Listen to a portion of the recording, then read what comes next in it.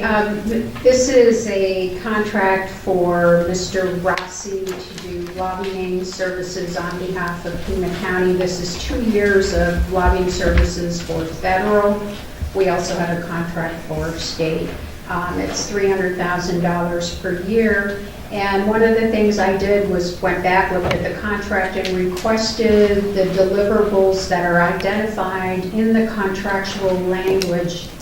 And I got an email back that says Mr. Huckleberry works with Mr. Racy and determines what reports are required as appropriate. You know, if we're going to identify deliverables in a contract, we should get those deliverables, in my opinion. And we haven't gotten them, and we would really like a report on what Mr. Racy has accomplished on behalf of the taxpayers so that they know what their monies are being spent for, and we never get that. So, and as a result of that, I'm going to vote no on this contract. Mr. Chair? Supervisor Christie. Who actually does the lobbying? Mr. Huckleberry? Yes, Mr. Chairman and Supervisor Christie, the lobbying is coordinated by Michael Racy, and that's the contract, and he subcontracts with other individuals with expertise in federal legislation and federal lobbying. His primary contact is Stephen Block and Jim Colby. And in addition to that, we now, since this last year, added another local firm in DC, the Nexus Consulting Group, primarily for the expertise of Bob Holmes in the area of federal highway administration. So he directs, obviously, through my input and through the board's legislative agenda, what we do in that federal process. And that's typically, we know that, and I think you mentioned that the contract is not to exceed amount. Typically, we never exceed that amount. In fact, we come typically significantly below that amount. I believe the amount spent in 2016 was $60,000, and the amount spent last year was about $90,000.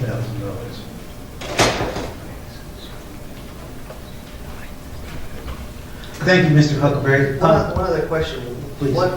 What items does this firm lobby for Pima County in Washington, D.C.?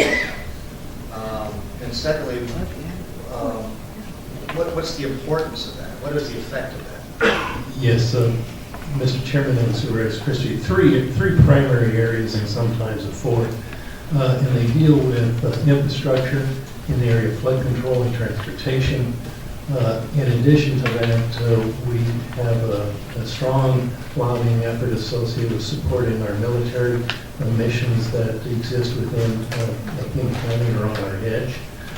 And that's supporting the Smonton, the 162nd Fighter Wing for the Air National Guard, as well as the Apache attack helicopter training mission that lies just north of our border in Pinal County. And frankly, all the economic benefits from folks who work at that facility that live in Pima County. So it's really lobbying on the behalf of those federal military entities, and very specifically, they're given programmatic direction by myself through written direction to Mr. Racy. For example, the latest two projects that we have is on the area of supporting Davis Monthan with their second entrance and the relocation of the primary entrance from Swan to Wilmont. And while we have secured local funding for the transportation, we also need to secure $10 million of military construction funding for that gate.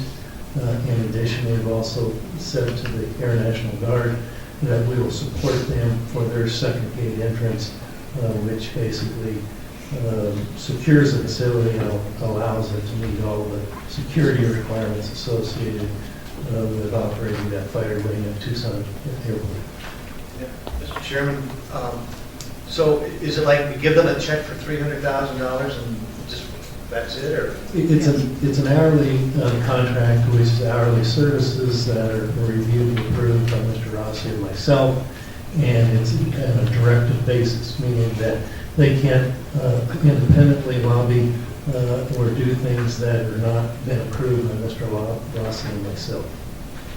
And one final thing to Supervisor Miller's point, can we get a summary of activities that have transpired at this expense? Mr. Chairman and Supervisor Chris, we certainly can. The language in the contract is pretty archaic. It calls it a summary of congressional session, and so, typically what we can do is look at and try and filter through what is appropriate in Arizona. I don't think that's going to tell you much. And I think the primary issue is whether or not, and I think it's our staff, and I can certainly provide a summary at the year end as to what they've been working on and what they've accomplished. I think to ask them to do it, paying for that is probably a waste of time and money. And just one more, to be clear, this is for federal lobbying only.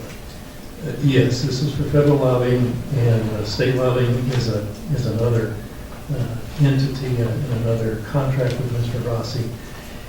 And that is, that particular effort parallels the board's approved legislative agenda and is quite active during the session and results in year-end reports primarily that we assist the County Supervisors Association in making that really recap the legislative session.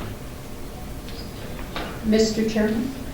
Supervisor, I don't know why this board doesn't want to understand or get a written report documenting what was done with these monies, whether there was success or not with these lobbying activities. I think we deserve that report. And I think the people of this community deserve to understand, rather than it's just a conversation between Mr. Huckleberry and Mr. Racy.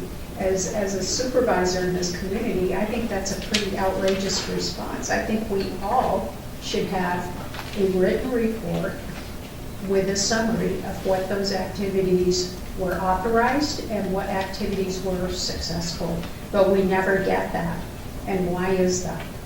Is everybody else comfortable with, Mr. Racy and Mr. Huckleberry giving you a verbal? I think we deserve to get that information, and I think in the name of transparency, the people of this community deserve it as well. I don't personally have a problem with getting a report. I think that would be a good idea. But I think that it's worked well up until this time, as I've been on the Board of Supervisors. I think it comes down to being able to communicate with Mr. Huckleberry and other people on the 10th floor so that you understand what's going on the issue of lobbying, because it changes daily sometimes, and I think you need to be, you need to have the ability to be that nimble. Well, I was very nimble, and I actually sent an email requesting that information, and I got a very nimble response back. None of your business. That's between Mr. Huckleberry and Mr. Racy. I think it's pretty outrageous. I've got it right in writing right here. I'm not sure what... So don't say I'm not being nimble. I asked the question. No, I was speaking in regards to Mr. Racy and the job of being a lobbyist. How quickly you have to try to. Okay, any other comments from board members? Well, going back to Supervisor Miller's point, is there not the ability to have a report be given of what activity was transpired for our contract? Mr. Chairman and Supervisor Chris, certainly. I mean, we can write reports all day long and provide them to the board. And I think the key is that they should be written by, and I will be writing them, not the consultants.